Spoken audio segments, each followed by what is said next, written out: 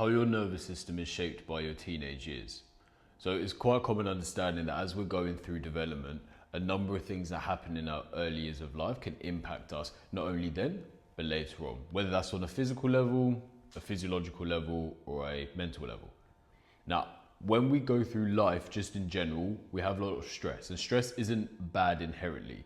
Even standing up is a stress. But what matters is how well we deal with stress. When we don't deal with stress, stress turns to trauma. Trauma is simply stress that our body's been unable to deal with.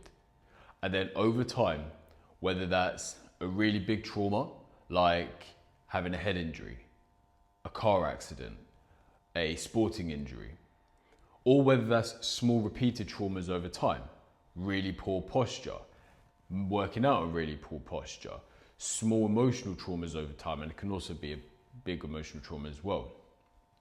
All of these little things or big things build up in the system.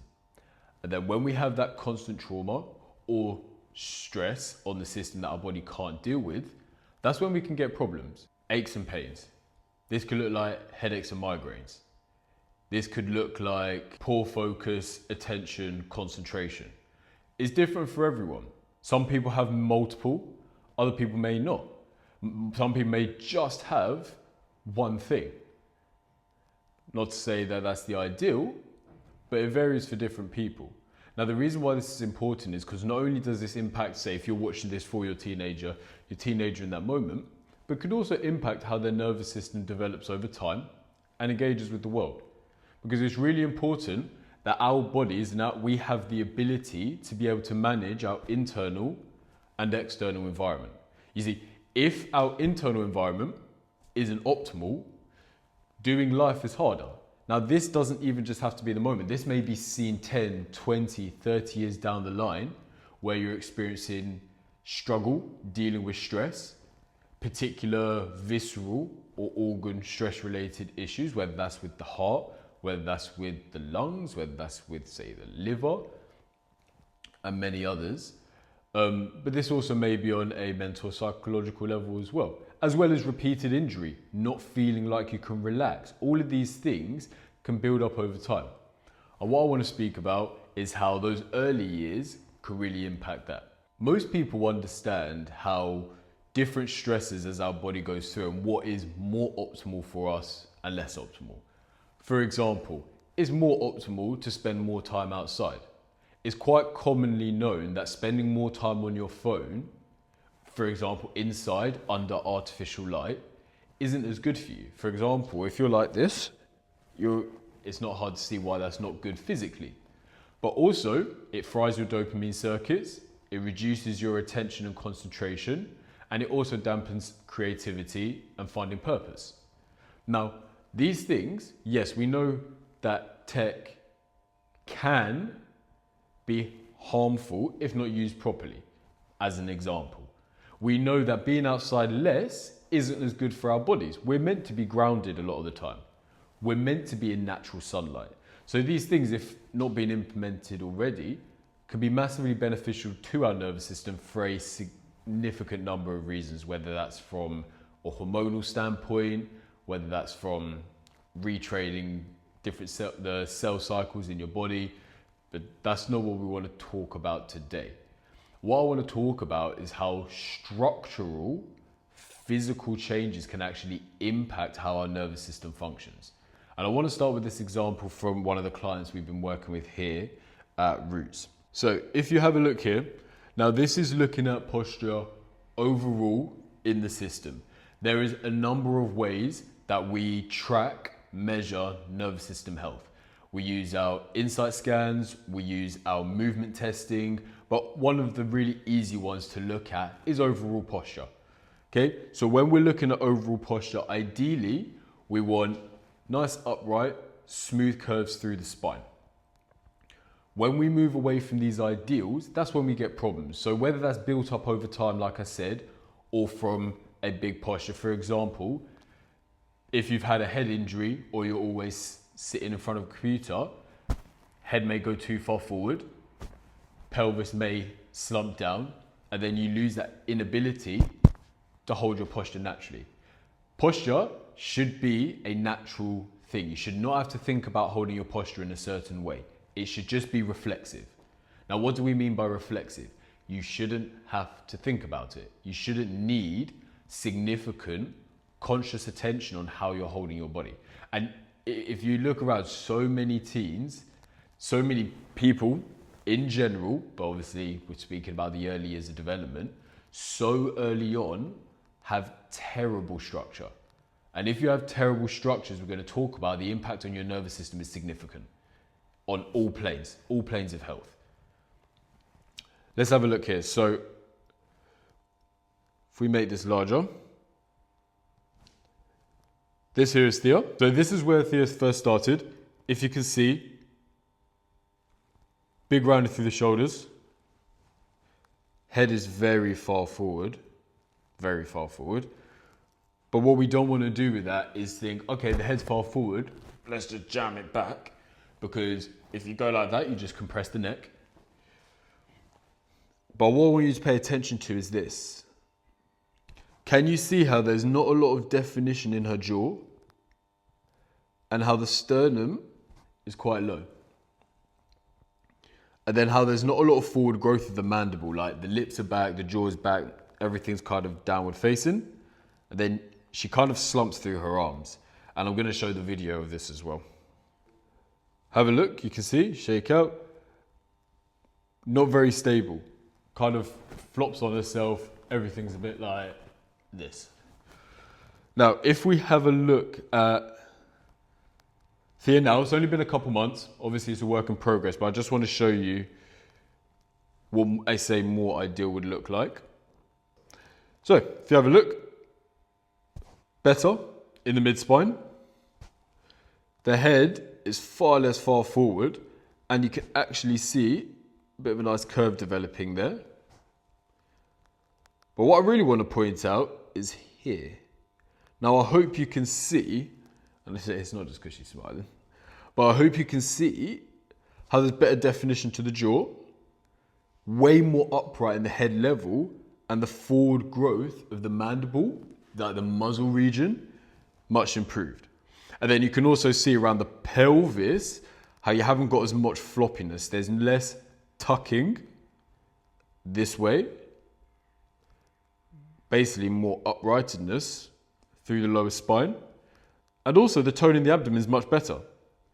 Essentially, she's holding herself awesome now. This is unconscious. If you have a look at the video, you can see how she's holding herself better, unconsciously.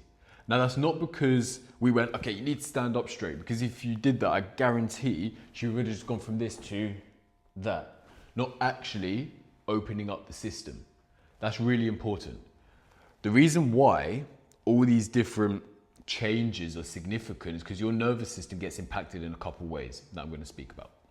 What are a number of things that get impacted when we're structurally more sound? And that's just not from a posture standpoint, because when we're doing our analysis, we look at different tension points relative to the spine and how they're impacting neurological function. When you've got stress in the spine or that midline tissue, it puts blinders on. Think of it like this way. It almost dims the lights and put blinders onto the brain. So the brain now has less awareness of what's going on inside. And if your brain has less awareness, it doesn't actually know when it's not holding itself in the optimal way. Now, there's a number of things that we look at when we're analyzing and adjusting the spine.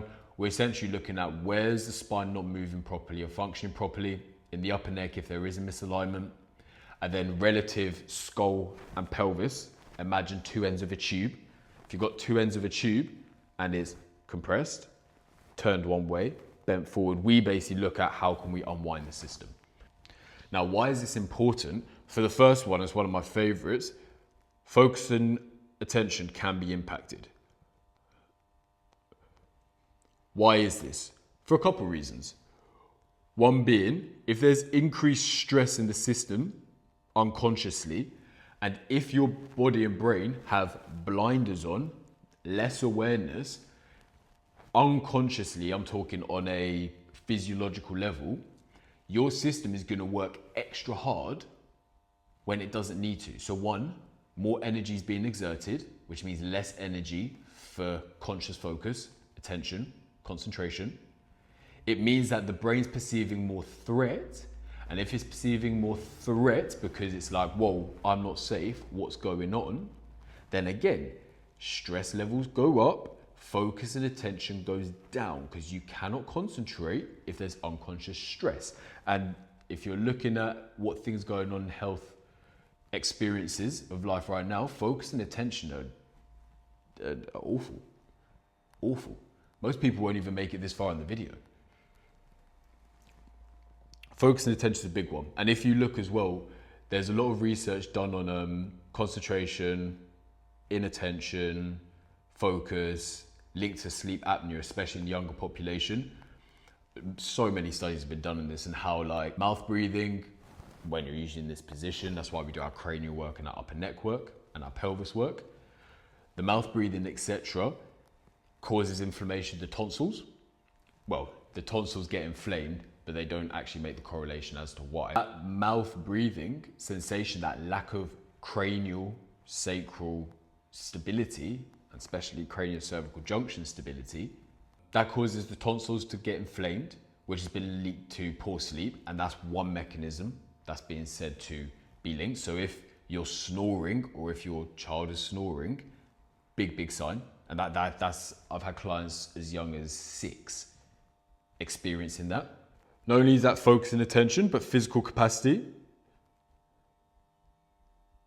We should be really athletic, especially in our younger years, but also we should be able to maintain activity throughout life.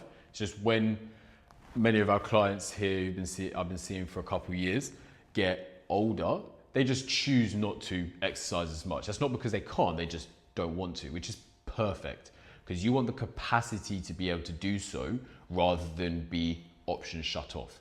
But we should be able to be physical and athletic. That means no constant tension, not constant aches, and Theo was massively in this camp. And then 3, on a physiological level. Now there's a few ways we could talk about this, but a big one is just being able to access a relaxed state and be able to have balance in the autonomic nervous system. So basically the fight or flight, rest and digest response. If you have structural stress, that can then lead to more basically alert survival mode state. And that's where we exhaust a lot of stress hormones. That's where we live in a constant state or more of a state of fatigue and tiredness. And you may, again, you may feel this, you may actually see this as well in those around you. It's really not uncommon for when parents come to us with their teens, they're like, the energy's low, the motivation is low, they can't focus.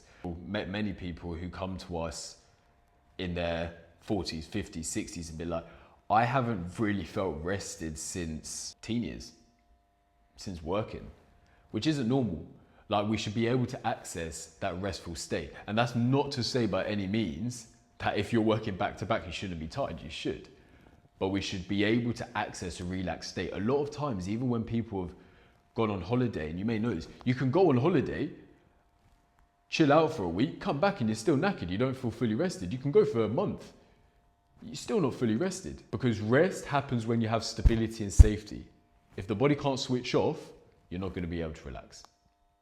So that's just a few things on how structural stress can be linked in our teenage years to how things present then and also later on in life.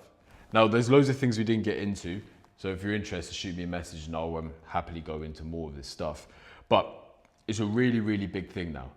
And the difference you can make to how the actions and decisions that you make, if you've got more stability in your nervous system, your brain is perceiving safety and your body's working optimally, is significant.